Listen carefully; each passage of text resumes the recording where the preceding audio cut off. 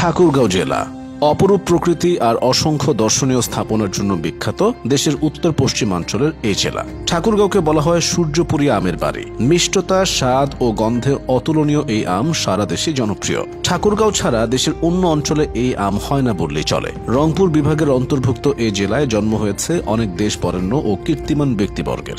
British বিরোধী স্বাধীনতা আন্দোলনের বিপ্লবী নেত্রী সুরবালা সেনগুপ্ত, ভারতীয় বাঙালি লেখক নারায়ণ গঙ্গোপাধ্যায়, শহীদ বুদ্ধিজীবী গোলাম মোস্তফা এবং রাজনীতিবিদ মির্জা ফখরুল ইসলাম আলমগীর ঠাকুরগাঁওয়ের নাম উজ্জ্বল করেছেন। এছাড়া মুক্তিযুদ্ধের সংগঠক মোহাম্মদ ইকরামুল হক, জনপ্রিয় অভিনেতা লিটু আনাম ও কার্টুনিস্ট শিশির ভট্টাচার্য এই জেলার কৃতি সন্তান। ঠাকুরগাঁও জেলায় বাংলাদেশ প্রত্নতত্ত্ব অধিদপ্তরের তালিকাভুক্ত দুটি প্রত্নতাত্ত্বিক স্থাপনা আছে। এগুলো হচ্ছে ঢোলারহাট মন্দির ও জামালপুর জামে মসজিদ। এছাড়াও ইতিহাসের সাক্ষী হয়ে এখানে দাঁড়িয়ে আছে অনেক গুরুত্বপূর্ণ স্থাপনা। রাজা টঙ্কনাথের রাজবাড়ি, হরিপুর রাজবাড়ি, বাংলাগড়, জগদল